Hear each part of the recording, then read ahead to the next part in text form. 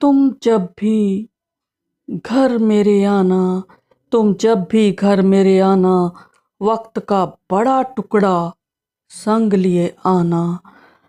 वक्त का बड़ा टुकड़ा संग लिए आना, सुमड़ी में बैठ ढेर सा बतियाना और पोटला मीठी यादों का साथ लिए जाना, और पोटला मीठी यादों का साथ लिए जाना। तो दोस्तों, मेरी ये जो कविता है यह समर्पित है इस पुस्तक को, प्रेम पृष्ठों पर लघु कविताएं।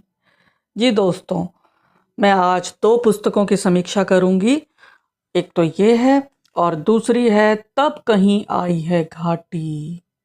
आप देख सकते हैं, और इन दोनों पुस्तकों के रचिता हैं प्रोफेसर रूपदेव गुण जी। तो दोस्तों, आज मैं बात करूंगी इन दोनों पुस्तकों के बारे में। दोनों ही लघु कविताओं की पुस्तक है, और सर्वप्रथम मैं परिचय देना चाहूँगी इन पुस्तकों का। प्रेम पृष्ठों पर लघु कविताएं, इसमें पृष्ठ 116 हैं और इसका मूल्य 300 रुपये है। और ये दोनों पुस्तकें पेपर बैक में 2025 में प्रकाशित हुई हैं। आनंद कला मंच प्रकाशन भिवानी से आई हैं और दोनों का मूल्य 300 रुपये है। तब कहीं आई है घाटी, इसमें पृष्ठ 120 है। तो दोस्तों, मैं परिचय देना चाहूँगी रूपदेव गुण जी का। नरवड़, लाहौर, पाकिस्तान में जन्मे, सिरसा निवासी, सेवानिवृत्त हिंदी प्राध्यापक, राजकीय नेशनल कॉलेज सिरसा। इन्होंने एमए हिंदी किया है, पंजाबी किया है और बीएड किया है। हरियाणा साहित्य अकादमी पंचकुला से विशेष साहित्य सेवी सम्मान व बाबू बाल मुकुंद गुप्त सम्मान। वैसे तो ढेर सारे सम्मान इन्हें मिले और 107 पुस्तकें आ चुकी हैं। इन पुस्तकों में मौलिक भी हैं, संपादित भी हैं, अनुदित भी हैं और समीक्षक कृतियां भी हैं, और इनकी कृतियों पर अनेक शोध कार्य हो चुके हैं। अब मैं बात करूंगी प्रेम पृष्ठों पर लघु कविताएं। यह इन्होंने समर्पित किया है नीना छिबर, तृप्ति गोस्वामी, सीमा जोशी, नीलम व्यास, बसंती पवार, कैलाश कौशल और ऋचा शरद अग्रवाल जी को। तो अब मैं आत्मकथा की बात करती हूँ। प्रेम पृष्ठों पर लघु कविताएं, इसके बारे में रूपदेव गुण जी ने कहा है कि लघु कविता विधा में मेरा यह 19वां संग्रह है। यह संग्रह प्रेम पर आधारित है। इन लघु कविताओं में मैंने कहीं भी मांसलता व अश्लीलता का प्रदर्शन नहीं किया है। भावनाओं से ओतप्रोत इन लघु कविताओं में मैंने सुंदर कल्पनाओं को भी जोड़ा है, कहीं कहीं प्रकृति का भी अवलंब लिया है। तो दोस्तों, अब मैं समीक्षा की बात करती हूँ। वियोग श्रृंगार की कविताएं इसमें अधिक हैं। 101 लघु कविताएं हैं, मुक्त छंद हैं, 10-10 पंक्तियों में सुसज्जित हैं। इनमें लय है, कहीं कहीं तुकांत है। नदी जब शांत होती है तो उसकी कलकल जो सुनाई देती है, वह जो भाव है वह मुझे इन कविताओं में सुनाई दिया। शांत रस है, श्रृंगारित भाषा, सरल शब्द, पति पत्नी, प्रेमी प्रेमिका, भाई बहन, माँ बेटी के प्रेम पर आधारित कविताएं, लघु कविताएं जो हैं वो इसमें रची हैं। स्त्री को अनेक उपमाओं से सुशोभित किया गया है, जैसे स्त्री घटा सी, लहरों सी, चांद जैसा चेहरा है उसका, नदिया सी, बूंदों सी, इंद्रधनुष सी, बिजली सी, चिड़िया सी, गिलहरी सी, कबूतरी सी, सांधेवेला सी। इसी तरह प्रकृति के उपादानों को प्रेम से जोड़ा है। पहाड़ पर चढ़ते हुए, पर्यटन करते हुए प्रेम की अनुभूति व्यक्त की गई है। मिलन और विरह की धुन है इनमें। जब पत्थरों पर बैठकर पानी के बहाव को हम सुनते हैं तो वह जो अनुभूति है मुझे इस संग्रह को पढ़ते हुए हुई। एक जगह इक्का दुक्का छुटपुट गलती है, जैसे घर को इन्होंने धर लिखा है, इसमें वो छुटपुट गलती है। और अब मैं कुछ लघु कविताओं का पाठ करूंगी आप लोगों के लिए। सर्वप्रथम है तुम सांधे वेला। मैं आकाश, तुम सांधे वेला, पाता हूँ मैं अपने को, दिन में जलता, रात को अंधेरे से ठेला, तुमसे जो हूँ मिलता, वह है क्षणिक मेला। यह कैसा है प्रेम का खेलम खेला, यह कैसा है प्रेम का खेलम खेला। एक है शिमला के रिच पर। एक और देखिएगा कि सर्दी की आधी रात को शिमला के रिच पर मैंने तुम्हें कुल्फी ला कर दी थी। पता नहीं उस समय तुम्हें क्या हुआ था, तुम जोर जोर से हंसने लगी थी। मैंने नहीं पूछा कि तुम ऐसा क्यों करने लगी हो। मैं भी जोर जोर से हंसने लगा था और कुछ देर बाद मैंने महसूसा था कि सर्दी हमसे कोसों दूर भाग गई थी। कितना गहन इसमें देखिए कि जो प्रेम की ताप है उसके कारण सर्दी भी भाग जाती है। तो ये प्रेम की शक्ति है ये। और एक और कविता सुनिए, लघु कविता कि कभी कभी माँ बन जाती, भाई था छोटा, बहन उसे उठाती, गली में ले जाती, उसे बहुत कुछ खिलाती पिलाती, फिर प्यार से उसे सुलाती। इस तरह बड़ी बहन कभी कभी माँ बन जाती, बड़ी बहन कभी कभी माँ बन जाती। ये है भारतीय संस्कृति, इसमें माँ बहन का प्यार कितना पवित्र है। और ऐसे ही जब भाई बड़ा होता है तो देखिए वो क्या करता है, भाई था बड़ा, बहन थी छोटी, वह उसे ले जाता, मोहल्ले की दुकान पर उसे टॉफियां दिलवाता, फिर घर ले आता, और जब वह करती शरारत तो कभी वह मुस्काता तो कभी उसके चपत लगाता। देखिए कितना निश्चल प्रेम भाई बहन का। ऐसे ही एक और कविता मुझे बड़ी अच्छी लगी है इनकी कि भाई बहन की, बड़ी बहन आती है कुछ दिन भाई के घर, भाई करता है उसकी आव भगत, भाभी भी नहीं छोड़ती कोई कसर, और जब जाने लगती है तो वह कहता, आती रहना बहन तेरे बगैर मेरा नहीं लगता है मन, आती रहना बहन तेरे बिना मेरा नहीं लगता है मन। तो ये शादीशुदा बहन भाई का प्रेम भी देखिएगा।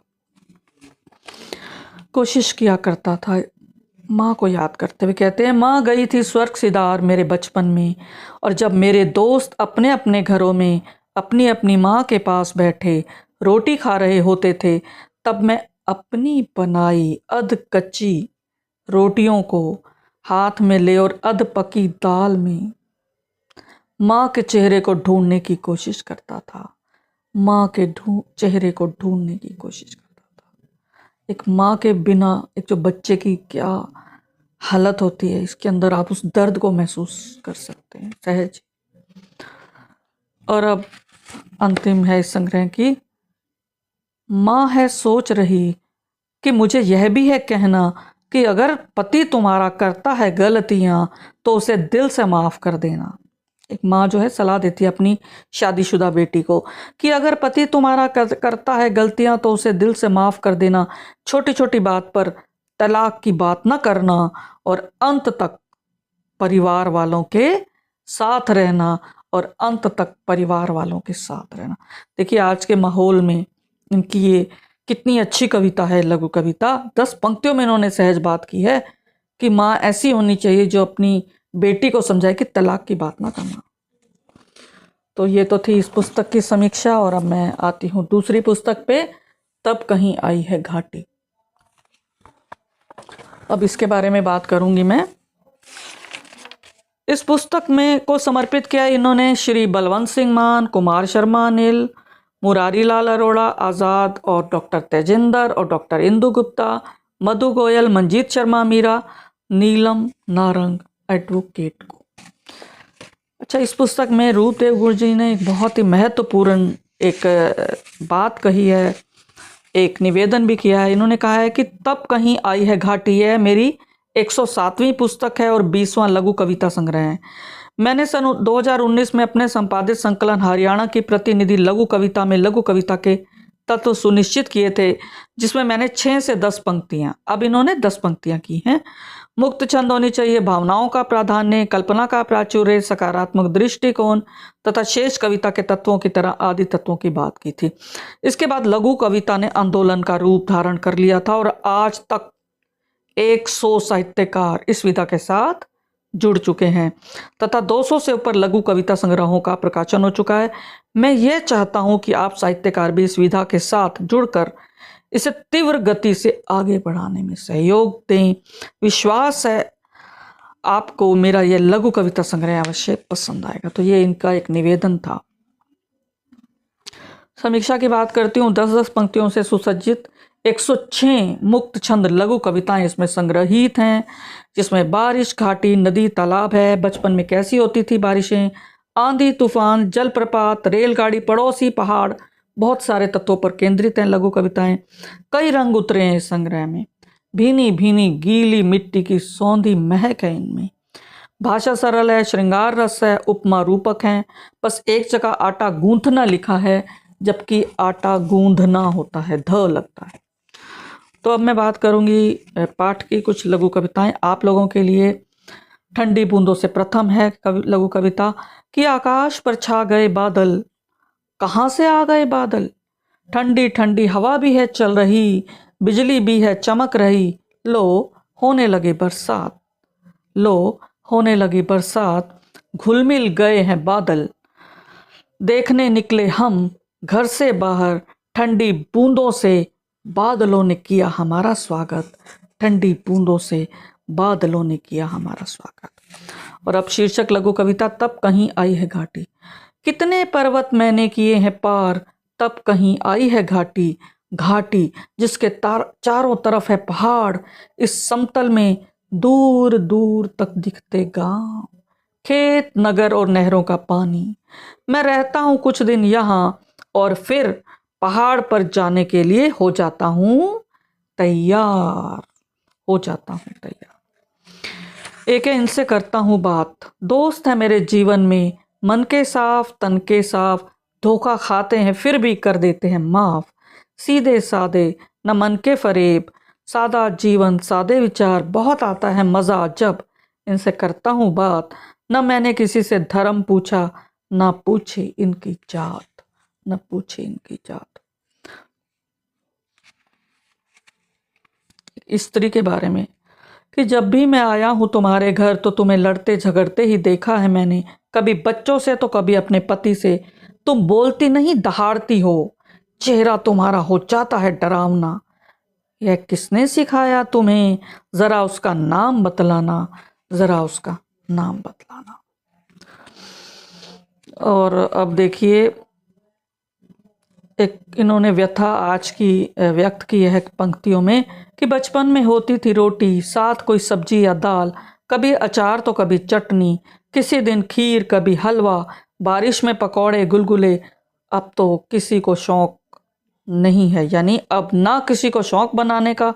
अब तो चाहिए चाउमीन इडली डोसा पिज़्ज़ा, न किसी को पास बिठाने की फुर्सत, न किसी के साथ खाने की ज़रूरत, न किसी के साथ खाने की ज़रूरत। दुखद है ये सिचुएशन, ये स्थिति। और अब अंतिम है झरने की तरफ। पहाड़ पर कभी देखते हम नदी को, तो कभी नहाने चले जाते झरने की तरफ। कभी देखते बादलों को तो कभी बरसात को, बरसात में नहाने का आता था मज़ा, बरसात में नहाने का आता था मज़ा। तो धन्यवाद दोस्तों, फिर मिलेंगे अगली कड़ी के साथ। यदि आपको यह समीक्षा पसंद आई तो कृपया लाइक करें, कमेंट करें और शेयर करें। शुक्रिया, धन्यवाद।